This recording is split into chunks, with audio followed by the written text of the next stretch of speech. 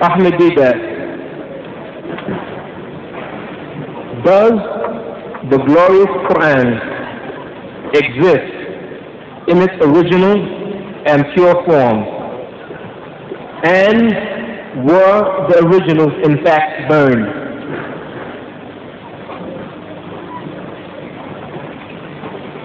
There is an Uthmani Quran.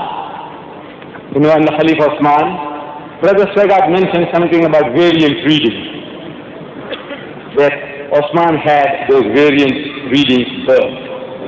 And to give an example from his own speech, if somebody was shorthand, right, taking down notes of Brother Swagat's speech, he mentioned a number of names. He was actually mutilating them.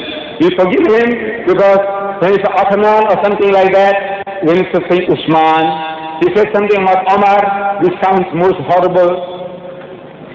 We are not taking exception to that because we are not used to our names. But the person who is taking shorthand and you reproduce that, you'll never be able to connect.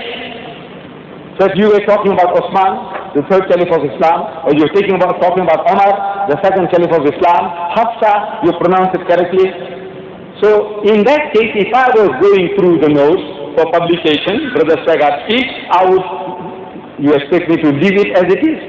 You know what, the way mutilated spelling of Ottoman, this is not Ottoman, it's Usman, so I would say my O-T-H-M-A-N of Ottoman, I can look, it's O-S-M-A-N, Osman, wouldn't I do that?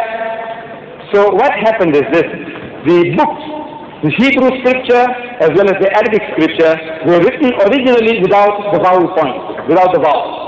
Hebrew without vowels, Arabic without vowels. To a native of the language, it was quite easy to understand what was being said.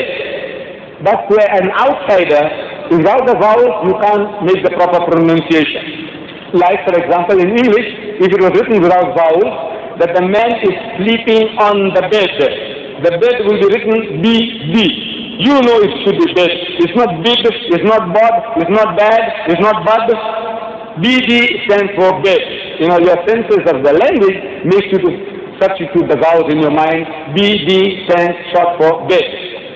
The Arab knew that and the Jew knew that about his language. But as soon as it goes to a foreign nation, the person doesn't know how to pronounce, like the word Alhamdulillah Rabbil Alameen, which means praise be to God, the cherisher and sustainer of the world, written without vowels. How are you going to pronounce? Alhamdu, Ilhamdu, Alhamdu, how? So different nations, as soon as they started accepting Islam, the way they heard it, they started pronouncing it, they started writing it, mutilating the language. Like English. Some of my people, they pronounce divorce as divorce, divorce as divorce, iron as iron. What do you do? I was spelling between the English of the Englishman and the English of the American. Your spelling varies, but fortunately this sound, the pronunciation is not varying. But if that produces a difference in the pronunciation, you say no, you'll have to change it. So those variant readings of the various pronunciations, it says, look, the revelation was given in the dialect of the Quraysh, the family is the Prophet Muhammad, and that pronunciation should be preserved. So every other pronunciation with different vowel points, it says eliminate that. And that one that was done by Osman is preserved in the museum, in the Topkapi Museum in Istanbul, that is in Turkey.